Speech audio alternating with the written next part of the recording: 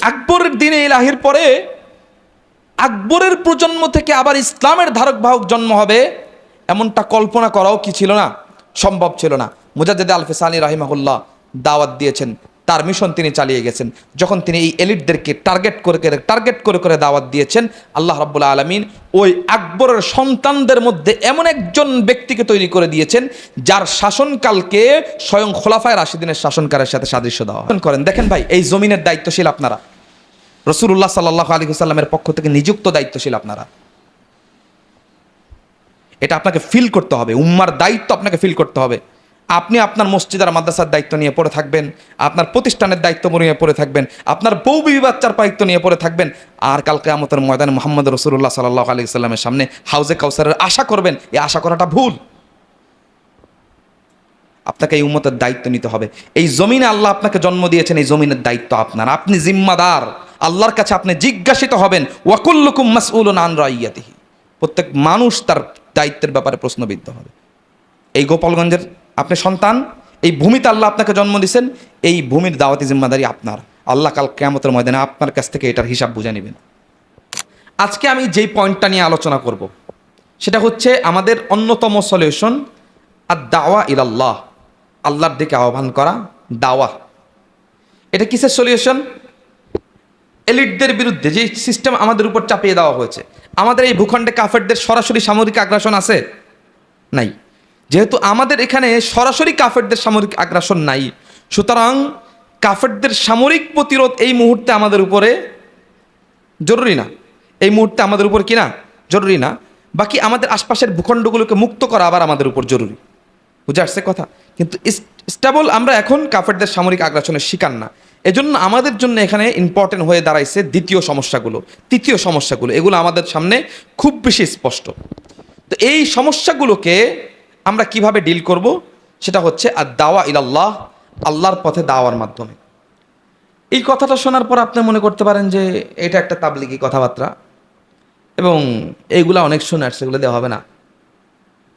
এগুলো অনেক শুনছি, অনেক দেখছি, এগুলো দেওয়া হয় নাই কখনো। সো এগুলা বাদ দিয়ে অন্য কিছু বলেন। প্রিয় ভাই আমার, আমরা এবার আদ-দাওয়া ইলাল্লাহকে বোঝার চেষ্টা করব। আল্লাহ রাব্বুল আলামিন মানব জাতিকে যেই কর্মসূচিগুলো দিয়েছেন নবী আলাইহিমুস সালাতু ওয়াস সালামদের মাধ্যমে, সেই কর্মসূচিগুলোর মধ্যে অন্যতম একটি কর্মসূচির নাম হচ্ছে আদ-দাওয়া ইলাল্লাহ।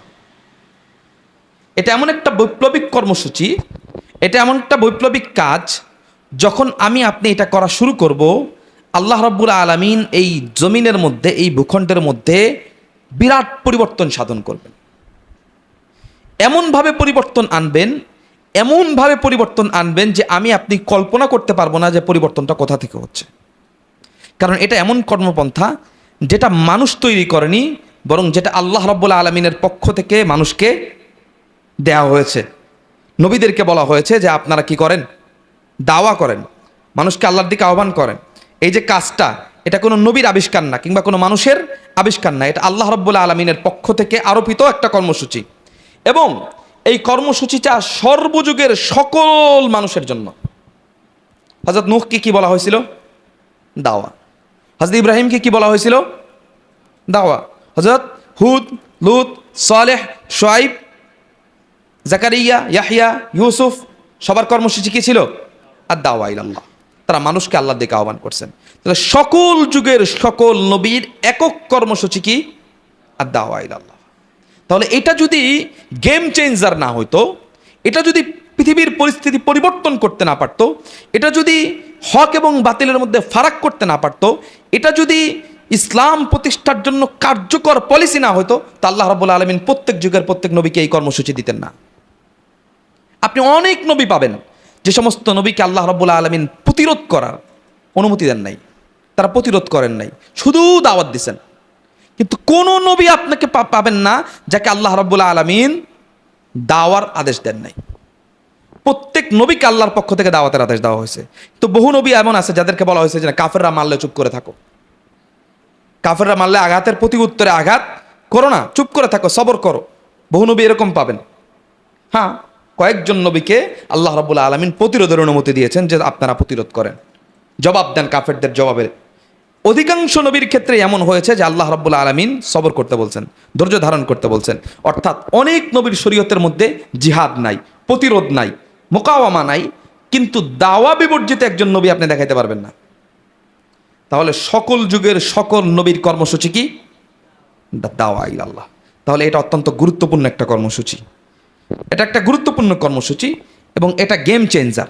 এটা পৃথিবীর পরিস্থিতিকে পরিবর্তন করে দেয়, এটা সীমান্তকে পরিবর্তন করে দেয়, এটা সমাজের মানচিত্রকে পরিবর্তন করে দেয়। এটা এমন একটা কর্মসূচি যেই কর্মসূচি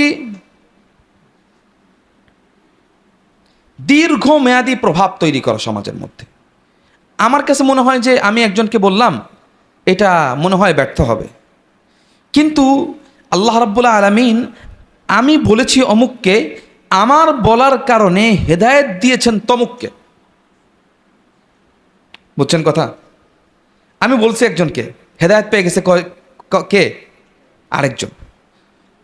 মুসা আলাইহিস সালামকে আল্লাহ পাঠালেন ফিরআউনের কাছে, আউযু বিল্লাহি মিনাশ শাইতানির রাজীম, ইযহাব ইলা ফিরআউনা ইন্নাহু তাগা ফাকুলা লাহু কাওলাল লায়্যিনাল লাআল্লাহু ইয়াতাযাক্কারু আও ইয়াখশা। আল্লাহ বললেন যে হে মুসা, আপনি ফিরআউনের কাছে যান এবং তাকে নরম ভাষায় বলেন, হয়তো সে উপদেশ গ্রহণ করবে এবং সংশোধন হবে। আচ্ছা, মুসা আলাইহিস সালামের উপদেশ ফিরআউন গ্রহণ করবে না, এটা তো এমনিতেই বোঝা যেত না? এটা এমনিতেই বোঝা যায় না? ফিরআউনের মতো অবস্থান থেকে, তার যে পলিটিক্যাল অবস্থান, তার যে সামগ্রিক অবস্থান, এই অবস্থান থেকে একজন মানুষ দাওয়াত কবুল করবে না, এটাই কি স্বাভাবিক? এটা এমনিই বোঝা যায়। তারপরও আল্লাহ কি করলেন? মুসা আলাইহিস সালামকে পাঠালেন। মুসা আলাইহিস সালাম এই কথা বলতে পারতেন যে আল্লাহ যে লাভ নাই, কাজ হবে না। অ্যাকচুয়ালি কাজ হয়েছিল? ফিরআউন হেদায়েত পাইছে? না, পায় নাই। তাহলে কি হয়েছে? দাওয়াত তাহলে ব্যর্থ না? দাওয়াত ব্যর্থ না? তাহলে কি হয়েছে? দাওয়াত কি করছে?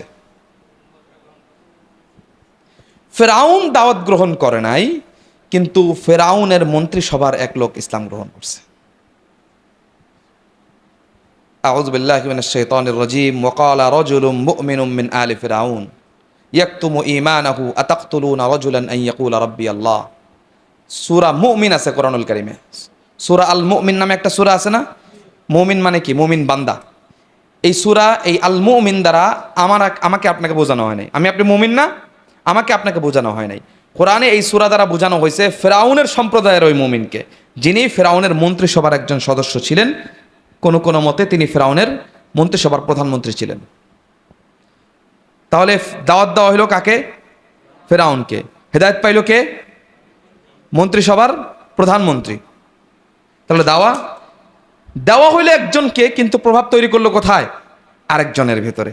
এইভাবে দাওয়া এমন একটা কর্মসূচি যেটা এমনভাবে প্রভাব তৈরি করে যে কখনো কখনো যে দায়ী সে নিজেও কল্পনা করতে পারে না যে আসলে আমার দাওয়া কোন জায়গায় গিয়ে ইফেক্ট করবে, কোন জায়গায় গিয়ে ফলাফল আনবে। প্রিয় ভাইয়েরা, আমরা একটু বোঝার চেষ্টা করব যে দাওয়া কিভাবে ফাংশন করে এবং সমাজের মধ্যে দাওয়ার মাধ্যমে কিভাবে পরিবর্তন হয়, এটা আমাদের বোঝা দরকার। কারণ এটা না বুঝলে আমরা মুখস্থ দাওয়াতি কাজ করতে রাজি। আমরা মুখস্থ দাওয়াতি কাজ করবো বলে চুপচাপ। আমরা একটা মিশন নিয়ে চলি, আমাদের একটা টার্গেট আছে, আমাদের একটা লক্ষ্য আছে। এজন্য আমাদেরকে বুঝতে হবে যে দাওয়াত কিভাবে সমাজের মধ্যে কি করে, কাজ করে। আমরা সমাজকে দুইটা ভাগে বিভক্ত করতে পারি। এটা আমরা না, বরং কোরআনুল কারীম সমাজকে দুই ভাগে বিভক্ত করছে। এক ভাগের নাম দিছে কোরআনুল কারীম আল মুস্তাকবিরুন, অহংকারী সম্প্রদায়। এরা কারা? এরা তারা যারা সমস্ত কিছুর নিয়ন্ত্রক, অর্থনীতি নিয়ন্ত্রণ করে, রাজনীতি নিয়ন্ত্রণ করে, সমাজ ব্যবস্থা নিয়ন্ত্রণ করে, কালচার নিয়ন্ত্রণ করে, অর্থ ব্যবস্থা নিয়ন্ত্রণ করে, বিচার ব্যবস্থা নিয়ন্ত্রণ করে। গুটি কয়েক এলিট। কোরআন এদেরকে বলছে আল মুস্তাকবিরুন। কোরআনের আরেকটা পরিভাষা হচ্ছে আল মালাউল্লাযীনা ইসতাকবারু মিন কওমি। আল মালা সেই গোষ্ঠী যারা প্রত্যেক নবীর সম্প্রদায়ের মধ্যে আল্লাযীনা ইসতাকবারু, যারা অহংকারী ছিল, যারা সব কিছুকে নিয়ন্ত্রণ করত।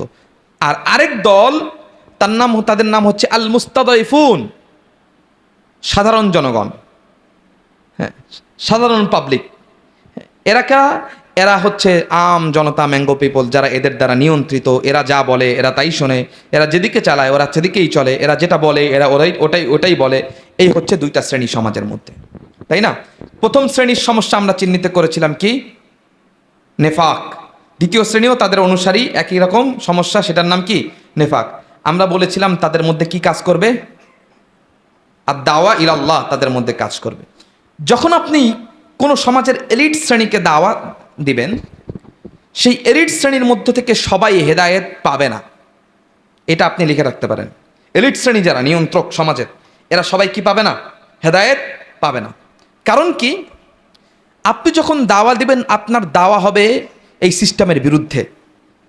আর এলিট যারা, তারা এই সিস্টেমকে নিয়ন্ত্রণ করছে।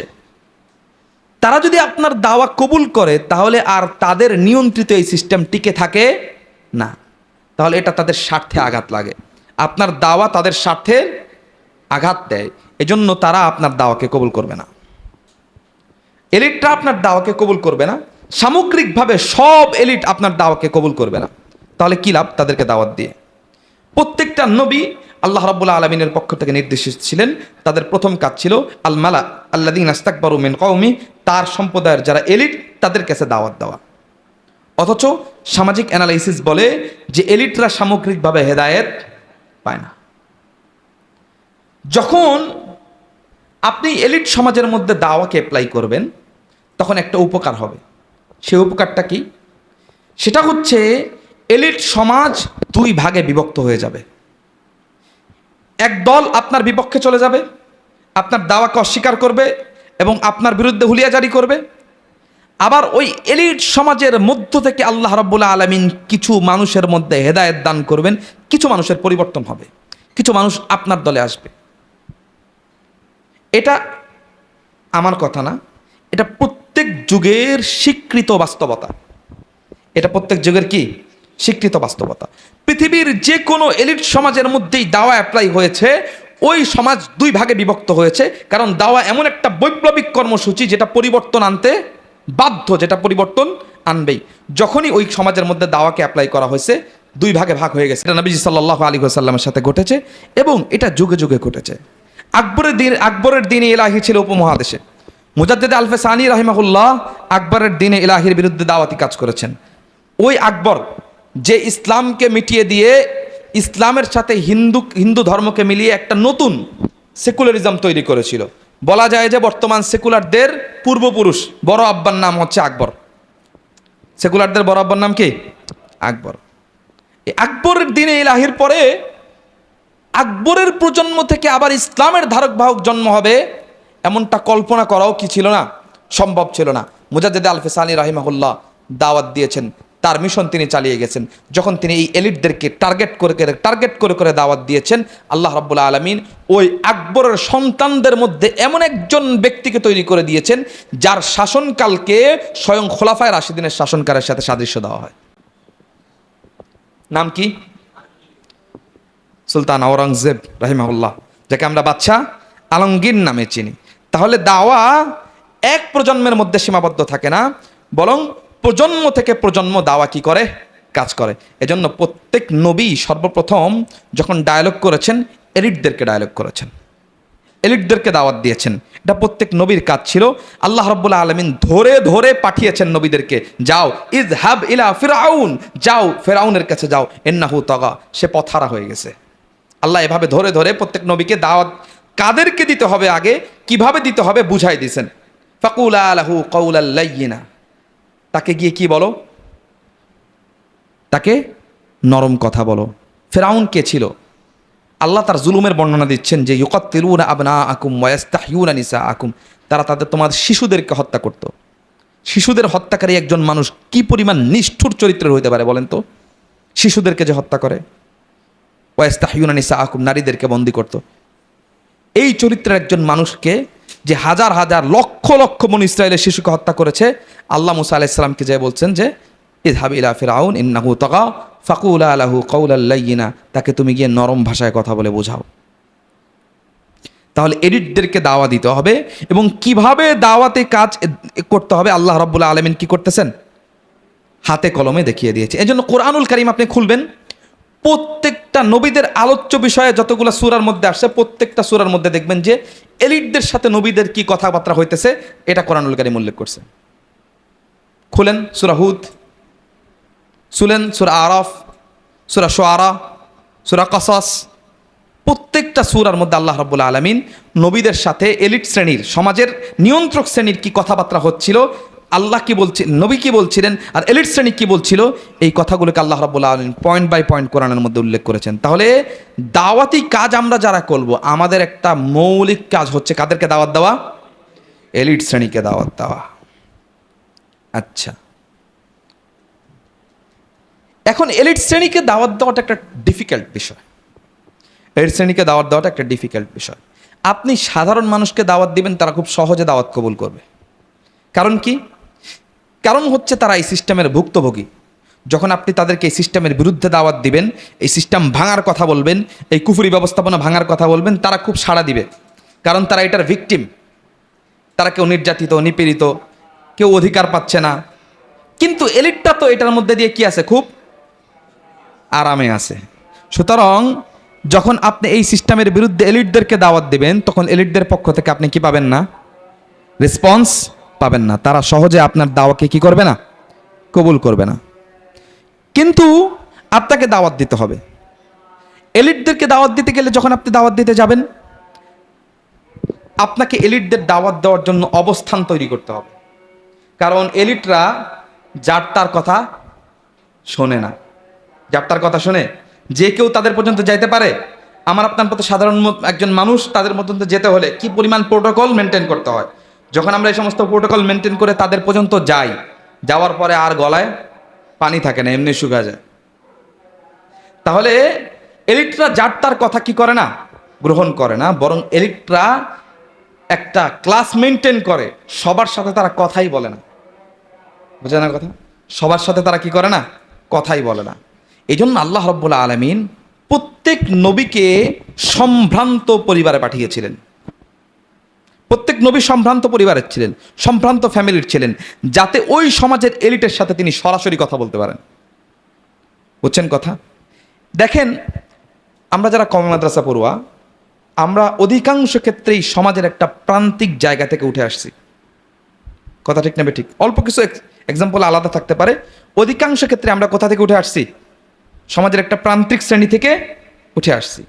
আমরা সমাজে অনেক কাজ করতে পারবো, কিন্তু ডিরেক্ট কওমি মাদ্রাসার একজন সাধারণ গরিব ঘরের একজন কৃষকের ছেলে, সে একজন সমাজপতি, সমাজের নিয়ন্ত্রককে সরাসরি দাওয়াতি ডায়লগ করবে, অনেক হার্ড ব্যাপার। বুঝেন নাই কথা? হ্যাডাম লাগে না কথা বলতে হলে? কিন্তু ওই এলিট লোকটার চাচাতো ভাই কলেজ ভার্সিটি পড়ুয়া, সে কিন্তু তার সাথে সরাসরি ডায়লগ করতে পারে। ওই এলিট লোকটার সম শ্রেণীর ডিগ্রিধারী একজন ব্যক্তি তাকে কি করতে পারে? সরাসরি ডায়লগ করতে পারে। এমনকি যারা আপনারা স্কুল কলেজ পড়ুয়া আছেন, আপনারা এলিটদেরকে খুব সহজে রিচ করতে পারেন। বুঝেন নাই কথা? ডিসি অফিসে গেছেন, যদি বলেন যে আমি হইলাম অমুক মাদ্রাসার অমুক এতিমখানার একজন ছাত্র, বলবে যে বাইরে দাঁড়ান। আর আপনি যদি গিয়ে বলেন যে আমি হচ্ছে গোপালগঞ্জ বিজ্ঞান ও প্রযুক্তি বিশ্ববিদ্যালয়ের একজন স্টুডেন্ট, তাহলে বলবে ভাই বসেন, চা খান। বুঝেন না কথা? তো যারা স্কুল ভার্সিটি থেকে এসেছেন, এলিটদেরকে রিচ করা আপনাদের জন্য সহজ। বুঝছেন কথা? দাওয়ার প্রথম ধাপ হচ্ছে আপনি মাদউর সাথে, যাকে দাওয়াত দিবেন তার সাথে একটা রিলেশনশিপ বিল্ড আপ করবেন। এটা হচ্ছে আপনার প্রথম ধাপ, আর কিছু না। তার সাথে আপনি কথা বলতে পারেন। বুঝেন না কথা? এটাই হচ্ছে আপনার প্রথম সফলতা, দাওয়াতের প্রথম স্টেপ। আপনার আগেই গিয়ে দাওয়াত দিতে হবে না। আপনার একজন মানুষকে প্রথমে গিয়ে দাওয়াত দিতে পারবেন? প্রথমেই গিয়ে আপনার তাকে ওয়াজ নসিহত শুরু করলেন, শুনবে সে? শুনবে না।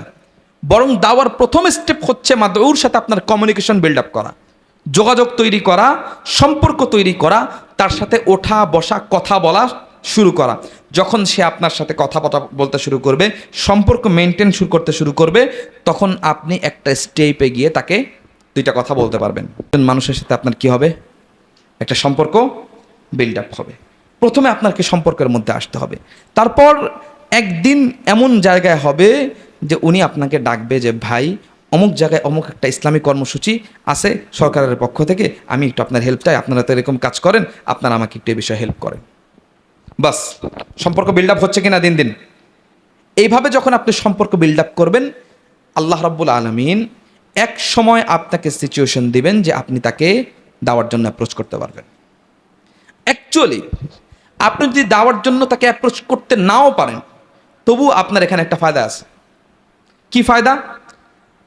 সে ফায়দাটা হচ্ছে, আপনি যখন এলিটকে রিচ করতে থাকবেন, যখন আপনি তার কাছে যান না, তার কথা শোনেন না, তার সাথে আপনার কোনো সম্পর্ক নাই, তখন সে বিভিন্ন লোকের কান কথা শুনে আপনার সম্পর্কে একটা ধারণা রাখছে, তাই না? তার গোয়েন্দা সংস্থা থেকে একটা রিপোর্ট করছে, এনএসআই খুঁজতেছে যে গোপালগঞ্জ দাওয়া সার্কেল কারা, বুঝেন এই কথা? তো আসছে একজনের কাছে, এক সরকারি কর্মচারীর কাছে, উনি চেনেই না গোপালগঞ্জ দাওয়া সার্কেল। তো উনি বলবে যে কারা, আমি চিনি না। তো এটা একটা নেগেটিভ রিপোর্ট যাবে। মনে করেন যে ইসলামী ফাউন্ডেশনের ডিডিকে জিজ্ঞাসা করছে যে গোপালগঞ্জ দাওয়া সার্কেল কারা, যেহেতু ইসলামী বিষয়, তো গোয়েন্দা সংস্থা তো ইসলামী ফাউন্ডেশনকে জিজ্ঞাসা করছে, তো উনি বলছে যে আমি চিনি না। তো যখন চিনি না বলছে, তখন কিন্তু কি হয়েছে, এনআইসি এটাকে নেগেটিভ রিপোর্ট করছে, নেগেটিভ রিপোর্ট করছে, এবং আপনার দাওয়া রিস্কের মধ্যে চলে গেছে। কিন্তু আপনি যদি তাকে রিচ করতেন, তার হেদায়েত পাওয়ার দরকার নাই, তার হেদায়েত তো কার হাতে? আল্লাহর হাতে। আমি তো তাকে হেদায়েত দেওয়ার মালিক না। আমার কথা দায়িত্ব হচ্ছে তার পর্যন্ত রিচ করা, তাকে পৌঁছায় দেওয়া, তাকে পুশ করা, তার পর্যন্ত যাওয়া, এটা হচ্ছে আমার দায়িত্ব।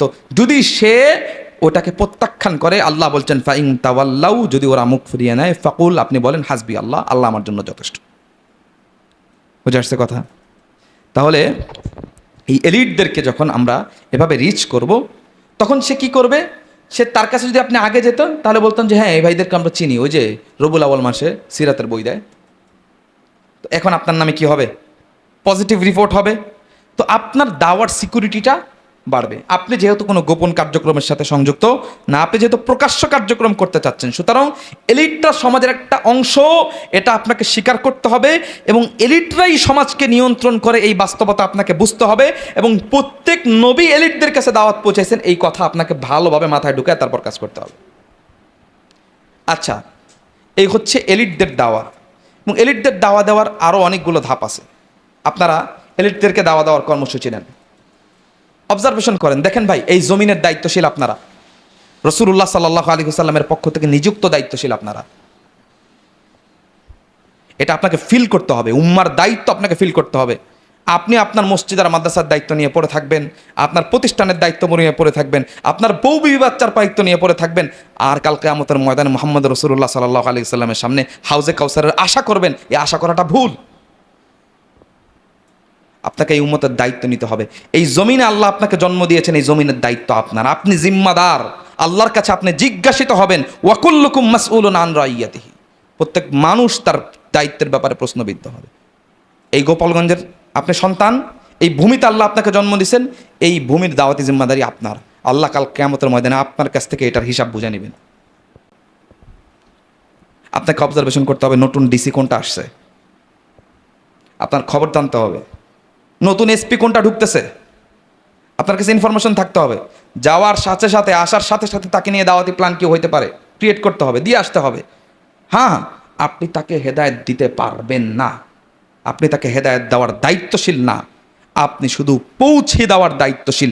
আপনি যখন পৌঁছে দিতে থাকবেন, আল্লাহ রাব্বুল আলামিন ওদের মধ্য থেকে কিছু ওমর ইবনুল খাত্তাব আর হামজা ইবনে আব্দুল মুত্তালিব তৈরি করবেন।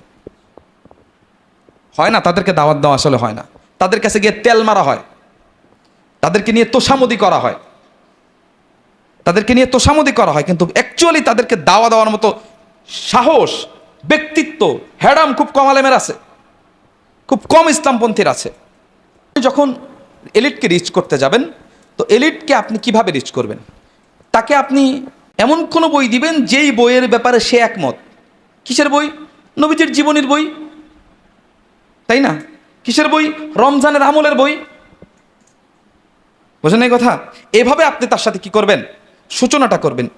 এইভাবে যখন আপনি সূচনা করবেন, আল্লাহ রাব্বুল আলামিন আপনাকে সাহায্য করবেন, এবং আল্লাহ রাব্বুল আলামিন আপনার সামনে পথ প্রশস্ত করে দিবেন। এমন জায়গা থেকে নুসরত আসবে যে আমরা কল্পনা করতে পারবো না যে ওখান থেকে এই ফলাফল আসছে, এরপর কি হবে? আপনার ইনশাআল্লাহ ধাপে ধাপে তার সাথে আপনার একটা অবস্থান তৈরি হবে, সম্পর্ক তৈরি হবে, আপনি তারপর আস্তে আস্তে কোর আলাপে যেতে পারবেন। যদি এমন হয়, আমি ইনশাল্লাহ যদি সুযোগ পাই, সময়ও হাতে কম, আরেকটা ক্লাস করাবো, তো ওইখানে আমরা বুঝতে পারবো যেটার বেনিফিট আমরা কিভাবে কিভাবে পাবো। এই হচ্ছে দাওয়া। প্রথম দিতে হবে কাদেরকে? এলিটকে। জি জি জি জি, রেডি ভাই, চা আসতেছে, সবাই একটু সজাগ হন। আচ্ছা, এখন এলিট এলিট বলতেছি, আপনি মনে করতে পারেন তাহলে মনে হয় শুধু দাওয়া শুধু এলিটকে দিতে হবে। না, এলিট মুখী, শুধু একমুখী দাওয়া, এটা একটা ভুল দাওয়া। শুধু একমুখী দাওয়া হয় না, শুধু এলিটদেরকে, সমাজের উঁচু শ্রেণীকেই দাওয়াত দিবেন, আর নিচু শ্রেণীর মানুষ, সাধারণ মানুষের জন্য আপনার কোনো কাজ থাকবে না, কর্মসূচি থাকবে না, এটার নাম ইসলাম না। নবীজি সাল্লাল্লাহু আলাইহি ওয়াসাল্লাম একবার আবু জাহেলের সাথে ডায়লগ করছিলেন, কথা বলছিলেন। এমত অবস্থায় আব্দুল্লাহ ইবনে উম্মে মাকতুম রাদিয়াল্লাহু তাআলা আনহু আসতেন, আস-সাহাবিউল আমা, অন্ধ, দৃষ্টি প্রতিবন্ধী সাহাবী। নবীজি কথা বলছিলেন, আব্দুল্লাহ ইবনে উম্মে মাকতুম তো জানে না যে নবীজি কার সাথে কথা বলেন, আবু জাহেল নাকি আবু লাহাব, কারণ উনি তো চোখে দেখেন না। তো উনি নবীজিকে কথা বলার চেষ্টা করছেন, নবীজি বারবার ওনাকে থামিয়ে দিচ্ছিলেন। আল্লাহ রাব্বুল আলামিনের কাছে এই দৃশ্যটা অপছন্দ হয়েছিল। আল্লাহ বলেছিলেন, আবাসা ওয়া তাওয়াল্লা আন জাআহুল আ'মা ওয়া মা ইউদরিকা লাআল্লাহু ইয়াযাক্কা আও ইয়াযাক্কারু ফাতানফাহুয যিকরা। তার মানে আল্লাহ রাব্বুল আলামিন বলেছেন যে একজন সাধারণ মানুষ এসেছে, এজন্য এলিট এর সাথে কথা বলছো, আপনি এলিটকে সময় দিয়ে সাধারণ মানুষকে ইগনোর করবেন, এটা করেন না, বরং সাধারণ মানুষের মধ্যে হেদায়েতের সম্ভাবনা বেশি। সো শুধু এলিটমুখী দাওয়া এটা না, হ্যাঁ, বরং দাওয়া এলিট এবং জনসাধারণ প্রত্যেকের জন্য।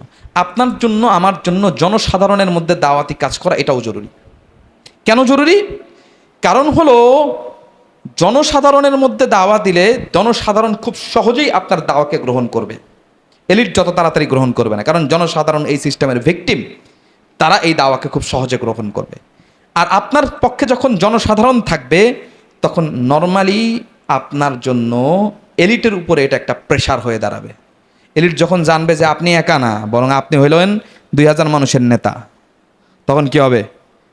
এলিট আপনার সাথে কথা বলতে বাধ্য হবে, তার মনে না চাইলেও আপনার সাথে সময় দিতে হবে। সো এটা আপনার কি করবে? দাওয়াতি ফিল্ডকে শক্তিশালী করবে।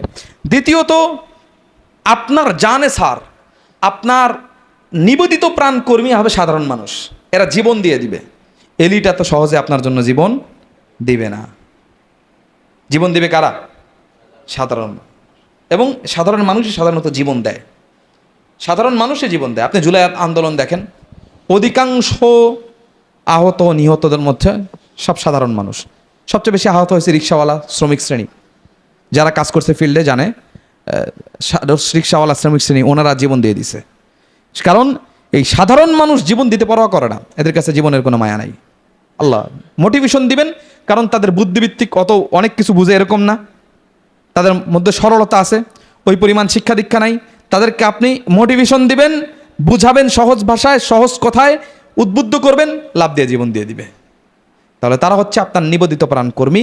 আপনাকে অবশ্যই এই সাধারণ মানুষকে নিয়ে ফাংশন করতে হবে। কিভাবে ফাংশন করবেন? সাধারণ মানুষ অনেক কিছু বুঝবে না, সাধারণ মানুষ যেইটা বুঝে ওকে ওইটা বুঝাবেন। এইভাবে সমাজের সবগুলো শ্রেণীর সাথে আমাদের একটা কানেকশন তৈরি করতে হবে, সবগুলো শ্রেণীর সাথে আমাদের একটা কানেকশন তৈরি করতে হবে। উপরে এলিট, নিচে জনসাধারণ, এই দুইটা শ্রেণীকে যখন আমরা দাওয়ার মাধ্যমে কানেক্ট করতে পারবো, ইনশাআল্লাহ বিপ্লব সামনের দিকে অগ্রসর হবে। এই দুইটা শ্রেণীকে একসাথে কানেক্ট করতে পারলে। এই মোটামুটি ফিনিশিংয়ে আমি আসলাম। এখন সহজ কথা, আপনি বলতেছেন দাওয়াতের কথা, দাওয়াতের কথা, দাওয়া দিলে এই হবে সেই হবে। দাওয়াত তো বাংলাদেশে কতই হচ্ছে, কিছুই তো হচ্ছে না। কি এই প্রশ্ন আছেন আপনাদের? দাওয়াত তো বাংলাদেশে কতই হচ্ছে, কিছু হচ্ছে? বাংলাদেশে যে পরিমাণ দাওয়াত হয়, পৃথিবীর কোথাও এই পরিমাণ দাওয়াত হয় না। বিশ্বাস হয় না? দাওয়াত তাবলীগের বিশ্ব ইজতেমা কোথায় হয়? বাংলাদেশে যতগুলো গ্রুপ আছে আমাদের ইসলামপন্থীদের, প্রত্যেকের আলাদা আলাদা দাওয়াতি এজেন্ডা আছে, প্রত্যেকের আলাদা আলাদা দায়ী আছে। এই পরিমাণ দাওয়া কি হয় না? বিশ্বের কোথাও মনে হয় না হয়, আমার ধারণা নাই, মনে হয় না হয় এই পরিমাণ দাওয়া বাংলাদেশে হয়। তাহলে কই এলিটদের মধ্যে থেকে কোন, আপনি বললেন যে দাওয়া যদি হয় আর দাওয়া যদি পৌঁছায় তাহলে সমাজ দুই ভাগে বিভক্ত হয়ে যাবে, কিছু মানুষ, কিছু হামজা ইবনে আব্দুল মুত্তালিব, কিছু ওমর ইবনুল খাত্তাব বের হবে। কই এত বছর দাওয়া হচ্ছে, এতগুলো বিশ্ব ইজতেমা হচ্ছে, এতগুলো অমুক গ্রুপের ইজতেমা হচ্ছে, তমুক গ্রুপের দাওয়াতি আয়োজন হচ্ছে, এত ওয়াজ হচ্ছে, এত মাহফিল হচ্ছে, কই হামজা ইবনে আব্দুল মুত্তালিব তো দেখি না, ওমর ইবনুল খাত্তাব তো দেখি না। তাহলে কি নবীজি সাল্লাল্লাহু আলাইহি সাল্লামের দেখানো ওষুধ আর দাওয়া ইলাল্লাহ এটা একটা ভুল পন্থা? তাহলে কোথায় কি আছে সমস্যা? একটা সমস্যা আছে। কি সমস্যা? সমস্যা কি কেউ বলতে পারবেন? ভাই দাঁড়ান বলেন।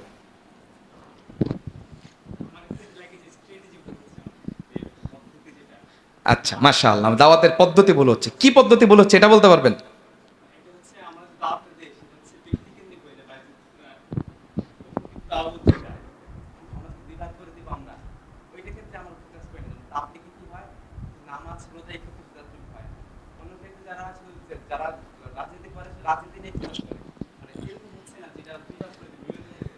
মাশাআল্লাহ, শুকরান, জাযাকুমুল্লাহ। বসেন, ভাইয়ের নাম? শাহরিয়ার। আচ্ছা বসেন ভাই। ভাইয়ের সাথে একমত কে? আপনার একমত? বিপরীত উত্তর দিবেন কেউ? ভাই ছাড়া, ভাইয়ের মতো অন্য কোনো উত্তর আছে কারো কাছে?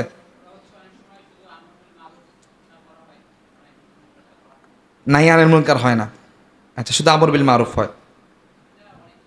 আচ্ছা, এটা ভাই উত্তর দিচ্ছেন। আর কেউ কোনো উত্তর দিবেন কারো কাছে মনে হয় যে এত দাওয়াত হচ্ছে কিন্তু কই? আপনি বললেন নবীজি সাল্লাহ সাল্লামের সময় সমাজ বিভক্ত হয়ে গেছিল, কিছু হামজা বিন আব্দুল মুত্তালিব, ইবনুল খাত্তাব বের হয়েছিল, কিন্তু এখন তো হচ্ছে না।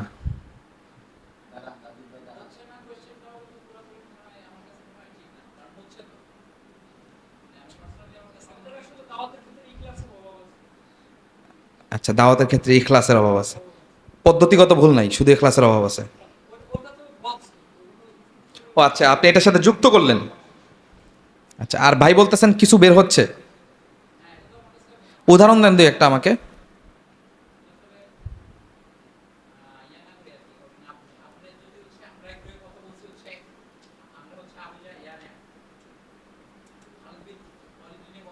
হুম।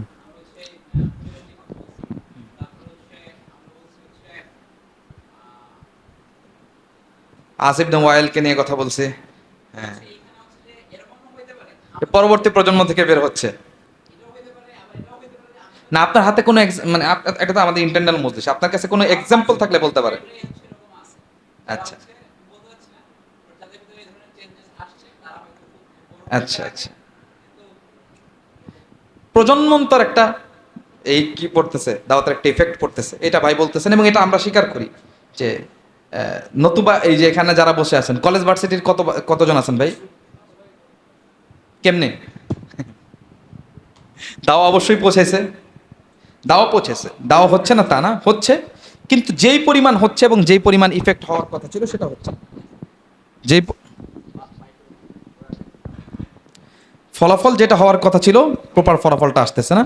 হওয়ার কথা ছিল যে আওয়ামী লীগের মন্ত্রিসভা থেকে 2 জন ওমর ইবনুল খাত্তাব দাঁড়ায় যাবে, বিএনপির মন্ত্রিসভা থেকে 2 জন ওমর ইবনুল খাত্তাব দাঁড়ায় যাবে, তো সেটা হচ্ছে না, এলিট শ্রেণী থেকে পরিবর্তন আসছে না। এটার কারণ যাচ্ছে, যাচ্ছে না, আমাদের হুজুরা নিয়মিত এলিট শ্রেণীর কাছে যায়, কত ভালো সম্পর্ক, উঠে বসে মিটিং করে। না ভাই মানে ভাই যেটা বলতেছিল যে এলিট পর্যন্ত যাওয়া হচ্ছে না, আমি এই সমস্যাটা আইডিয়া, যাওয়া হচ্ছে, অ্যাকচুয়ালি যাওয়া হচ্ছে, অরিজিনাল দেওয়া যাচ্ছে না।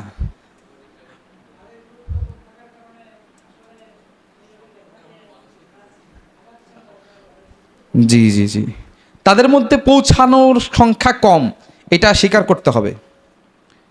তাদের পর্যন্ত পৌঁছানোর সংখ্যা কি কম, এটা স্বীকার করতে হবে। আমি সংক্ষেপে বিষয়টা বুঝাই বলি, সমস্যাটা কোথায়? সমস্যাটা হচ্ছে যেই রোগ হয়েছে ওই রোগের ওষুধ না দিয়ে দেওয়া হচ্ছে অন্য রোগের ওষুধ, যার কারণে ওষুধ অনেক খাওয়ানো হচ্ছে কিন্তু রোগ ভালো হচ্ছে না। এলিটের সমস্যা কি?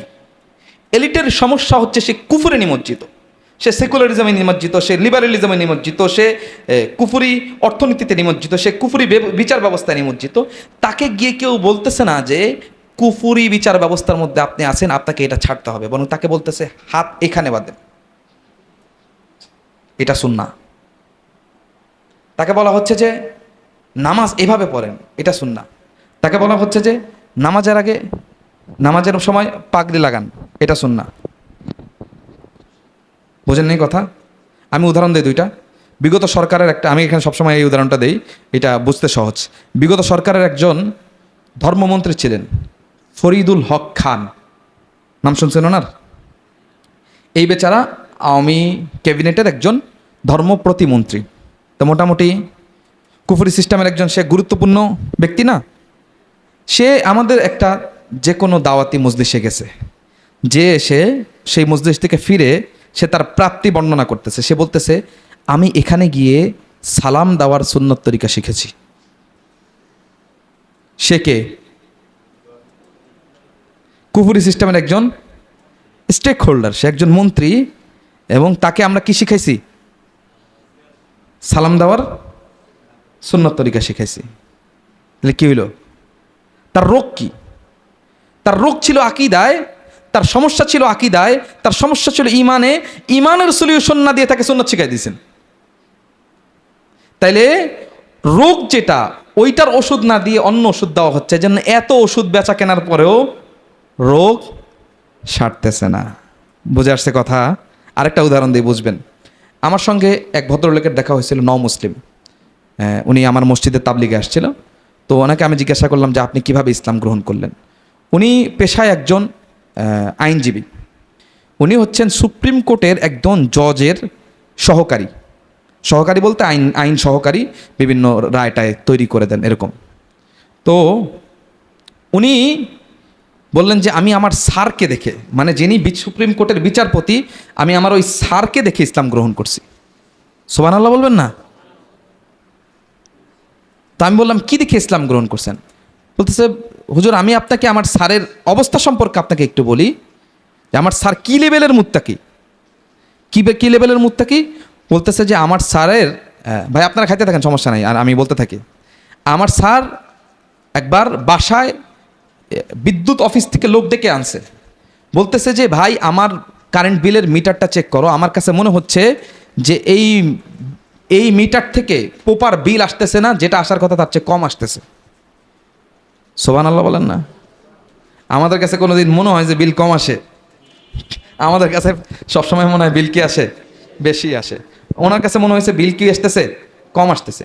তো উনি যে মিটারওয়ালা, তাকে বলতেছে, যে কারেন্টের লোককে বলতেছে যে এটাকে ভালোভাবে দেখো, কারণ এই পানি দিয়া, এই মিটারের কারেন্ট দিয়ে আমি পানি উঠাই, ওই পানি দিয়ে আমি উজু করে নামাজ পড়ি।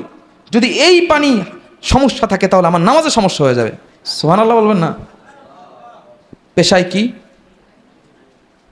বিচারপতি, সুপ্রিম কোর্টের বিচারপতি, একটা কুফরি আদালতের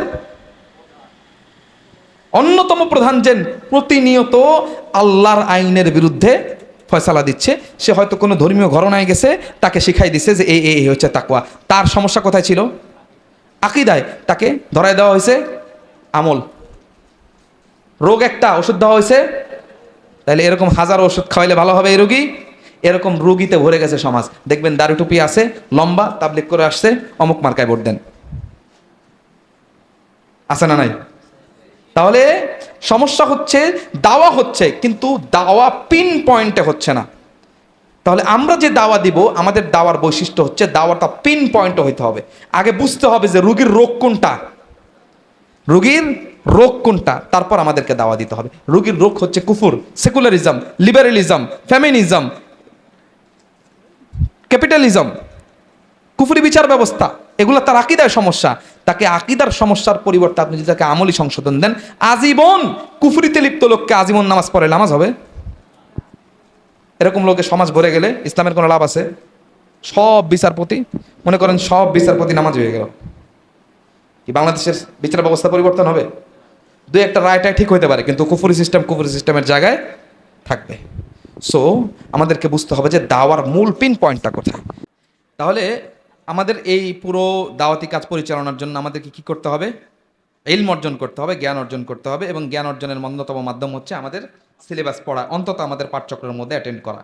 আমরা সার্কেল ওয়াইজ পাঠচক্রের কথা বলি, কারণ যখন আমরা 10 জন মিলে একসাথে কোনো বই পড়ি তখন আমাদের এই বই পড়ার বোঝাপড়াটা সুন্দর হয়, ভালো হয়, এবং প্রত্যেকের দুর্বলতা সবলতাটা স্পষ্ট হয়, একজনের থেকে আরেকজন জ্ঞান অর্জন করতে পারে। এবং যখন আমি সার্কেল ওয়াইজ পাঠচক্র করি তখন কি হয়? তখন আমি অলসতা করার ক্ষেত্রে আমার একটু কি লাগে? চক্ষু লজ্জা লাগে, যে যাইতে হয়, না গেলে বন্ধু বান্ধব আছে, ভাই বেড়াদার আছে, কি বলে না বলে, অন্তত আমার অলসতা থাকলেও আমাকে আমার মন সায় দেয়, আমি যাই। এভাবে আমাদের কাফেলা আগায়। এবং আমরা আমাদের প্রত্যেকটা কাফেলার ক্ষেত্রে যেটা করি, যে পাঠচক্রগুলোর আমরা একটা রিপোর্ট তৈরি করি। হ্যাঁ, আমরা সেন্ট্রালে রিপোর্ট পাঠাই, এবং আমাদের শায়েখ মুফতি হারুন স্যার হাফিজাহুল্লাহ পর্যন্ত রিপোর্টগুলো যায়। কোন সার্কেলে কবে পাঠচক্র হচ্ছে ছবিগুলো শায়েকের কাছে যায়, কোন বই কবে কতটুকু পাঠচক্র হচ্ছে, এই রিপোর্টগুলো আমরা শায়েককে দিই। এর মাধ্যমে কি হয়? একটা দায়বদ্ধতার সম্পর্ক তৈরি হয়, এবং এইভাবে কাজটা আসলে আগায়। আমাদের মতো ফ্রিল্যান্সিং করে যারা আগের ওয়ার্কশপে ছিলেন, আমি আসলে আনুগত্যের উপরে মোটামুটি একটা শর্ট আলোচনা করেছিলাম, ওইটা আপনাদের মাথায় থাকলে আপনারা বুঝতে পারবেন। তো এই জন্য আমাদের পাঠচক্রটা এবং আমাদের সিলেবাসটা জরুরি, এবং আমাদের দাওয়াতি কাজের রোডম্যাপটা আমাদের বুঝে নেওয়া জরুরি। বুঝে আসছে ভাই? আমি মোটামুটি পয়েন্টগুলো বললাম। কাজ করতে হবে এলিটদেরকে নিয়ে এবং জনসাধারণকে নিয়ে। এলিটদেরকে দিয়ে দাওয়া দিতে হবে, এলিটদের পর্যন্ত পৌঁছতে হবে, এলিটদের সাথে আগে কমিউনিকেশন তৈরি করতে হবে, সম্পর্ক তৈরি করতে হবে। এলিটদেরকে বর্জন করে চুপ করে বসে থাকবেন, দূর ওদের গোনার টাইম নাই আমার। আপনি কয়দিন পরে পুরো জামা নিয়ে বিপদে পড়বেন। বুঝেন না এই কথা? পুরো দল নিয়ে আপনি কি করবেন? বিপদে পড়বেন। যেহেতু আপনি আমি বোম বানাই নাই, বোম বানাই আমরা, আমরা বোমা মারবো? আমরা বোমা মারবো না। আমরা এখানে দাওয়াতি বিপ্লব ঘটাইতে চাই। যেহেতু আমরা দাওয়াতি বিপ্লব ঘটাইতে চাই, সমাজের এ থেকে জেড আমাদের প্রত্যেককে রিচ করতে হবে। আমরা এই সমাজের মধ্যে থেকেই তো করবো, নাকি সমাজ থেকে বিচ্ছিন্ন হয়ে যাব? যেহেতু এই সমাজ নিয়ে কাজ করবো, আমাদেরকে এলিটকে রিচ করতে হবে, যে যেই মাত্রায় যেই জায়গা থেকে যতটুকু পারি, এবং ওদের ক্ষতি থেকে বেঁচে যতটুকু ওদের কাছে পৌঁছায় যায়। ওদের কাছে যাওয়ার কিন্তু কি আছে? একটা ক্ষতিও আছে। ওদের কাছে যাওয়ার কি আছে? একটা ক্ষতিও আছে। ওদের একটা প্রভাব পড়ে। সবসময় ওদের সব কিছু ট্যাকেল দিয়ে দেওয়া যায় না। কমন ইন্টারেস্ট নিয়ে কাজ করলে অনেক সময় ওরা বলে যে আমার সাথে এটা করো, অথচ ওর সাথে যেমন ওইটা করতে যাবেন, হইতেছে তো ভালো কাজ, কি হয়েছে? আপনি মনে করেন এলাকায় সেবামূলক কাজ করেন, সে বলবে আপনারা সেবামূলক সংগঠন আসেন, আমাদের সরকারি অমুক দিবস আমার একটা কর্মসূচি আছে, আপনারা যেহেতু সেবামূলক সংগঠন আপনি আসেন, আপনিও আসেন। যা দেখবেন যে ওখানে আমার সোনার বাংলা চলতেছে। বিপদ না? তাইলে এলিটদের সাথে কাজ করতে গেলে কি আছে? বিপদ আছে। কিন্তু ওই বিপদের মধ্য থেকে গায়ে কাদা লাগবে বলে কি আমি মাঠে নামবো না? গায়ে কাদা লাগবে বলে কি আমি খেলবো না? আমাকে খেলতে হবে। গায়ে দুই একটু কাদা লাগলে তাড়াতাড়ি ধুয়ে ফেলতে হবে। ধুয়ে ফেলতে হবে ইস্তেগফারের মাধ্যমে, আল্লাহর কাছে ক্ষমা চাইতে হবে। আল্লাহ, ভুল হয়ে গেছে, আমি চেষ্টা করছিলাম, চেষ্টা করতে গিয়ে আমি পায়ে ফিসকে ফেলছি। এবং আগে পরে প্রস্তুতি নিয়ে যেতে হবে। রব্বিশ রাহলি সাদরি ওয়ায়াসসিরলি আমরি ওয়াহলুল উকদাতাম মিন লিসানি ইয়াফকাহু কওলি। কিসের দোয়া? ফেরাউনের দরবারে যাওয়ার দোয়া। কিসের দোয়া? আমরা এটারে বানাইছি কিসের দোয়া? ব্রেনের দোয়া, পড়ার শুরুর দোয়া, কোরআন শরীফ শুরু করার দোয়া। এটা আসলে বাতিলের কাছে দাওয়াত নিয়ে যাওয়ার দোয়া। তো এই দোয়া আমরা আল্লাহর কাছে ইস্তেগফার করব, বাকি তাদেরকে লিস্ট করতে হবে। এবং সমাজের প্রত্যেকটা শ্রেণী নিয়ে আমাদেরকে আস্তে আস্তে ফাংশন করতে হবে। হ্যাঁ, আমরা একবারে পারবো না হয়তো, এটা হচ্ছে আমাদের বাহ্যিক কাজ, এটা আমরা একবারে পারবো না। আর আমরা যেই কাফেলা এখানে আসি, আমরা যারা এই মিশনকে ধারণ করি, দাওয়াতি মিশনকে ধারণ করি, দাওয়াতি বিপ্লবকে ধারণ করি, আমাদের নিজেদেরকে আগামী বিপ্লবের জন্য প্রস্তুত হতে হবে। আমাদের নিজেদেরকে আগামী বিপ্লবের জন্য কি করতে হবে? প্রস্তুত হইতে হবে। কিভাবে প্রস্তুত হব? আমাকে প্রস্তুত হইতে হবে আমার জ্ঞানগতভাবে, বুদ্ধিভিত্তিকভাবে। বুদ্ধিভিত্তিকভাবে প্রস্তুত হওয়ার জন্য আমাকে কি করতে হবে?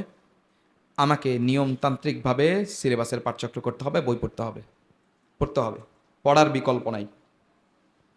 দ্বিতীয়ত, আমাকে লেকচার শুনতে হবে, আলোচনা শুনতে হবে, শাইখদের লেকচার শুনতে হবে, ওখান থেকে আমাকে জ্ঞান আহরণ করতে হবে। ইলমের পাশাপাশি আমার যেটা লাগবে সেটা হচ্ছে তাকওয়া। তাকওয়া ছাড়া আমাদের সব কিছু কি? মূল্যহীন। তাকওয়া লাগবে আমার মিশনের জন্যই। আমাকে কিয়ামুল লাইল ধরতে হবে আমার দাওয়াতি মিশনকে আগায় নেওয়ার জন্যই। আমাকে জিকির ধরতে হবে আমার দাওয়াতি মিশনকে আগায় নেওয়ার জন্যই। আমাকে সালাতের জামাতে সিরিয়াস হইতে হবে আমার দাওয়াতি মিশনকে এগিয়ে নেওয়ার জন্যই। আমাকে ফজরের সালাতে ডেডিকেশনের সাথে আসতে হবে আমার দাওয়াতি মিশনে এগিয়ে নেওয়ার জন্যই। এই কাজটা আমরা আমাদের নিজেদের সংশোধনের জন্য করব। আমরা যদি রেডি হব, ইনশাল্লাহ আমরা যখন ইন্টারনালি রেডি হব, যখন আমরা কিয়ামুল লাইলের সাথে যুক্ত হব, আজকারের সাথে যুক্ত হব, ইলমের সাথে যুক্ত হব, তাকওয়া প্র্যাকটিস করার চেষ্টা করব, আল্লাহ ওই দিকে আমাদের কাজের আগায় দিবেন। গায়েবে নুসরত আসবে, এলিটটা দুর্বল হবে, সাধারণ মানুষের মধ্যে সাড়া পড়বে। কখন পড়বে? যখন আমি আমার জায়গা থেকে ডেভেলপ করব। প্রিয় ভাই আমার, আমরা নিজেদেরকে ডেভেলপ করা ছাড়া আমাদের দাওয়াতি মিশন অগ্রসর হবে না। এই জন্য আমাদের দাওয়া মুভমেন্টের ডেডিকেটেড কাফেলার দুইটা কাজ, দুইটা লেয়ারে কাজ। প্রথম কাজ হচ্ছে নিজেদেরকে রেডি করা, নিজেদেরকে প্রস্তুত করা। নিজেদেরকে কিভাবে প্রস্তুত করব? ইলম এবং তাকওয়ার মাধ্যমে, তারবিয়াতের মাধ্যমে। ইলম, তাকওয়া, তারবিয়াতের মাধ্যমে ইলম অর্জন করব, জ্ঞান অর্জন করব, তাকওয়া চর্চা করব এবং প্রশিক্ষিত হব। আমাদের এই যে একটা ওয়ার্কশপ হলো, আমরা কিছু বিষয় জানলাম। আমাদের প্রত্যেকটা বিষয় নিয়ে আলাদা আলাদা ডিসকাশন আছে, আলাদা আলাদা আলাপ আছে। ইনশাল্লাহ আমরা আপনাদের কাছে আবারও আসবো, আপনারা আমাদের কাছে যাবেন ইনশাল্লাহ। নাকি সম্পর্ক তো এভাবেই হবে, এভাবেই তো কাফেলার কাজ আগাবে ইনশাআল্লাহ। এবং এই দায়বদ্ধতার সম্পর্কে ইনশাআল্লাহ যখন আগাবে, ইনশাআল্লাহ মিশন খুব দ্রুত অগ্রসর হবে।